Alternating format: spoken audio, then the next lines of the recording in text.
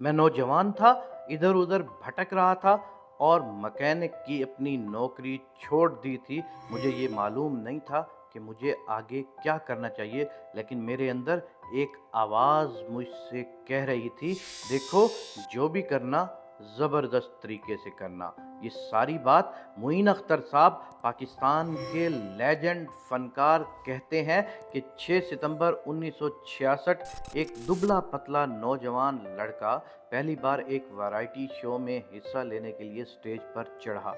चारों तरफ से तलबा उस पर आवाज़ें कस रहे थे, लेकिन उसके चेहरे पर नागवारी के तासुरात दूर-दूर तक नहीं थे। वो धीमे अंदाज में माइक की जानिब बढ़ा और हाज़रीन से दरख्वास्त की कि उसे उसका टैलेंट दिखाने के लिए सिर्फ 10 मिनट दिए जाएं। अगर इस दौरान वो किसी को पसंद नहीं आया तो खुद स्टेज से उतर जाएगा।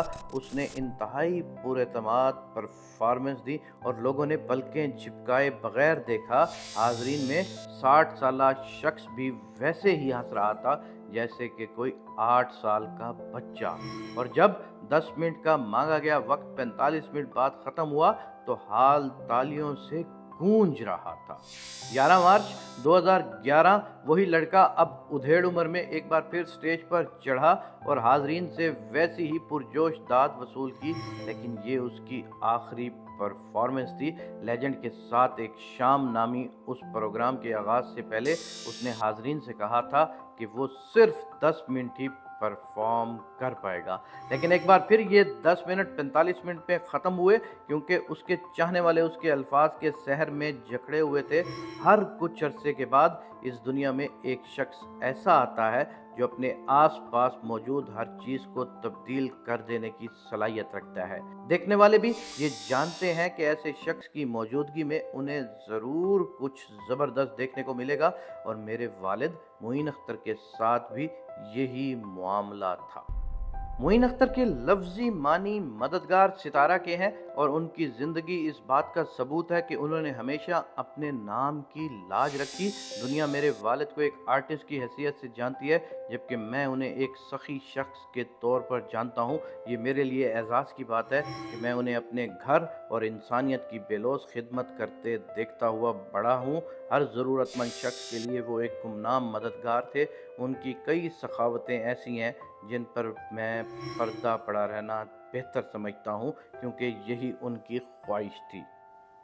लेकिन मैं एक बात ज़रूर कहूँगा कि उनमें दूसरों की मुश्किलात और मसाइल समझने की हैरत अंगेज़ सलाहियत मौजूद थी। वो लोगों की दिलजोई करते थे, उनके गमों को अपना गम समझते थे और उनका बोझ तकसीम करने के लिए हर मुमकिन कोशिश करते थे। उनकी करिश्माती ज़िंदगी से भरपूर शख्सियत का अल्फाज में अहाता करना नामुमकिन है। खुलकर मज़ाक करने वाले मोइन अख्तर पुरजोश, खुश मिजाज, मेल जोल रखने वाले और ज़िंदगी की नफीस चीज़ों का मज़ा लेने वाले शख्स थे, जबकि अपने आप में खुश रहने वाले मोइन अख्तर मुनकसिर, खामोश, तन्हाई पसंद और छोटी छोटी खुशियों में खुश रहने वाले शख्स थे। मुझे याद है कि जब वो कभी घर पर नहीं होते थे तो घर में कैसी बेतरतीबी हुआ करती थी। ये बेतरतीबी शायद वो थी जो एक सादा मिजाज मोइन अख्तर से स्टार मोइन अख्तर तक के सफ़र में कहीं रह गई थी, और बार बार उनका ये सफ़र देखना एक मुतासिर कुन तजर्बा था। घर में वो एक खामोश और संजीदा शख्स थे जो बग़ैर इस्त्री के कपड़ों में मलबूस दाल चावल खा रहे होते, और घर से बाहर निकलते ही उनकी चाल और उनकी बातचीत का अंदाज बदल जाता। अगर मैचिंग की जुराबें ना होती तो सूट नहीं पहना जाता था।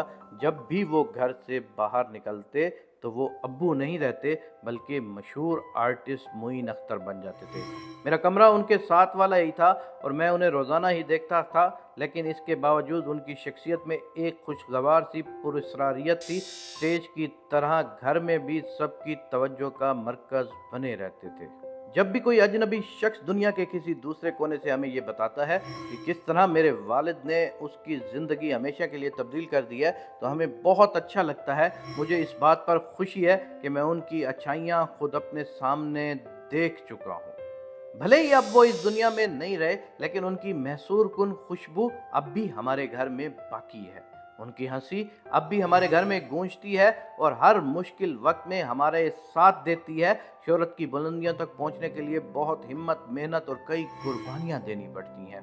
मेरे वालिद के लिए मामला कुछ मुख्तलिफ नहीं था। मेरे दादा मोहम्मद इब्राहिम को जब मालूम हुआ कि मेरे वालिद एक्टिंग में कैरियर बनाना चाह रहे हैं तो उन्होंने उन्हें बेल्ट से पीटा था। उस ज़माने में इस काम को अच्छा नहीं समझा जाता था और इस तरह की मार पीट आम थी। 35 साल बाद जब मेरे वालिद एक शो में परफॉर्म करने जा रहे थे जहां पर मुल्क के सदर जनरल परवेज़ मुशर्रफ को भी होना था, तो मेरे दादा ने उनसे कहा कि वो भी साथ चलना चाहते हैं। मेरे वालिद ने कहा, बाबा वहाँ सिक्योरिटी प्रोटोकॉल है, सदर की सिक्योरिटी को हफ्तों पहले बताना पड़ता है। मुझे नहीं मालूम कि ये मुमकिन हो पाएगा या नहीं।